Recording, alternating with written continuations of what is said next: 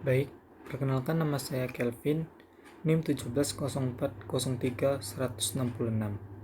Di sini saya akan mempresentasikan salah satu materi yang berjudul Team Building dari mata kuliah Psikologi Industri. Untuk pembahasan pertama itu kita akan membahas pengertian dari sebuah tim.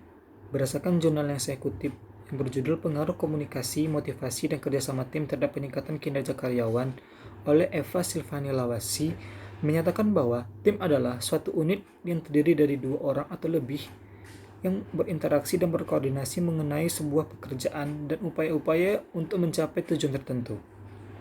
Kerjasama tim yang baik dibutuhkan untuk bisa mendukung proses pencapaian dari tujuan perusahaan itu.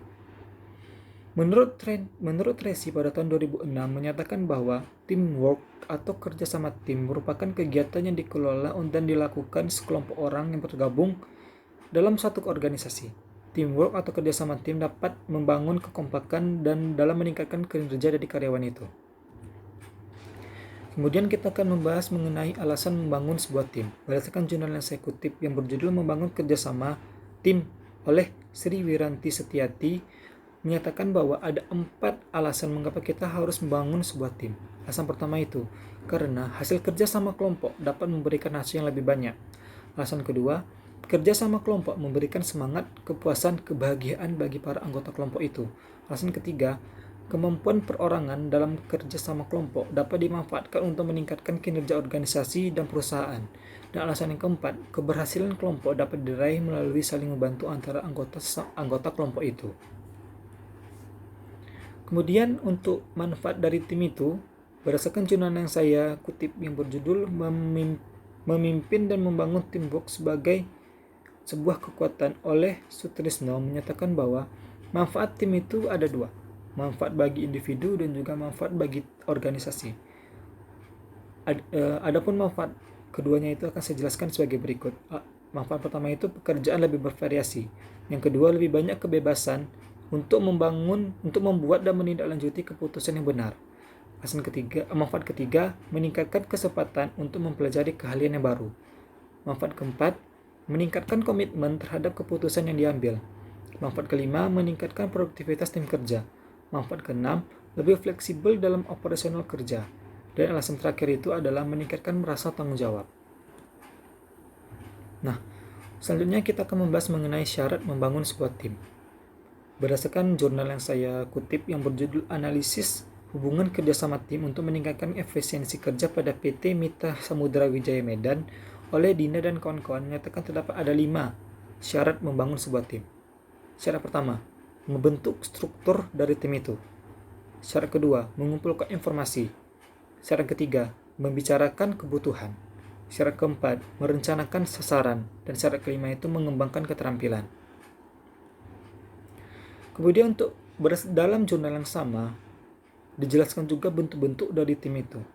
Di sini pada jurnal itu dijelaskan ada 6 bentuk dari tim. Ada tim formal, tim vertikal, tim horizontal, tim dengan tugas khusus, tim mandiri, dan tim pemecah masalah. Untuk tim formal itu ya tim yang diciptakan oleh organisasi sebagai bagian dari struktur formal organisasi itu. Sedangkan tim vertikal adalah tim yang terdiri dari para manajer dengan bawahannya. Padahal kalau misalnya kita ibaratkan struktur organisasi itu struktur organisasi vertikal ke bawah. Dia satu keterampilan namun hanya berbeda level. Untuk tim horizontalnya berbanding terbalik dengan tim vertikal. Tim horizontal ini terdiri dari beberapa karyawan dari tingkat hierarki yang hampir sama tetapi berasal dari keahlian yang berbeda. Untuk tim dengan tugas khusus merupakan tim yang diciptakan di luar dari organisasi formal untuk menangani kebutuhan-kebutuhan khusus. Untuk tim mandiri itu tim yang terdiri dari 5 hingga 20 anggota yang bertujuan untuk menjalani rotasi dari pekerjaan tertentu. Untuk tim pemecah masalah itu biasanya terdiri dari 5 hingga 12 karyawan yang dibayar per jam dari departemen yang sama, di mana mereka bertemu untuk mendiskusikan cara memperbaiki kualitas, efisiensi, dan lingkungan kerja. Kemudian kita akan membahas mengenai life cycle team atau siklus hidup dari sebuah tim. Pada gambar tampak bahwa siklus hidup dari sebuah tim itu dimulai dari proses forming atau pembentukan tim. Setelah tim itu dibentuk, selanjutnya akan masuk ke fase storming atau badai, adanya permasalahan dalam tim itu. Kemudian setelah adanya permasalahan itu, selanjutnya masuk ke fase norming atau pembentukan norma atau peraturan atau regulasi. Bagaimana cara tim itu bisa memberantasi atau menanggulangi masalah yang telah muncul pada fase storming. Setelah dibentuk regulasi, selanjutnya akan masuk ke fase performing. Di fase performing ini, tim akan menunjukkan performansi atau produktivitasnya. Setelah itu akan masuk ke fase conforming atau penyesuaian diri. Pada fase conforming ini merupakan fase tertinggi dalam life cycle tim. Setelah mencapai fase conforming, tim akan masuk ke fase deforming atau terjadi ketidakharmonisan dalam tim itu. Ada dua pilihan. Apabila tim itu bisa mengharmoniskan kembali timnya, maka tim itu akan selamat. Namun apabila tim itu tidak bisa mengharmoniskan kembali anggota-anggota kelompoknya, maka akan masuk ke fase disbandment atau pembubaran tim. Kemudian kita akan membahas mengenai ciri-ciri dari tim itu. Berdasarkan jurnal yang saya kutip yang berjudul Pengaruh Karakteristik Tim dan Keadilan Kerja terhadap komitmen organisasi pada guru SMA swasta Kota Bekasi oleh Yasmin Faradiba menyatakan bahwa ciri-ciri dari sebuah tim itu, yang pertama adanya partisipasi atau participation, yang kedua adanya listening atau saling mendengarkan, yang ketiga adanya open communication, adanya komunikasi terbuka antara sesama anggota tim, yang keempat itu adanya clear role dan work assignment, yang kelima adanya share leadership, adanya fase di mana pergantian leadernya. Yang kemudian ada self-assessment atau penilaian pribadi yang biasanya dilakukan secara periodik. Kemudian kita akan membahas mengenai kiat-kiat memperoleh tim kerja yang efektif. Kiat yang pertama, pilih anggota yang berkualitas. Yang kedua, tentukan tujuan bersama. Yang ketiga, tentukan peran dari masing-masing anggota kelompok. Kiat keempat, kerjakan sesuatu itu secara efisien.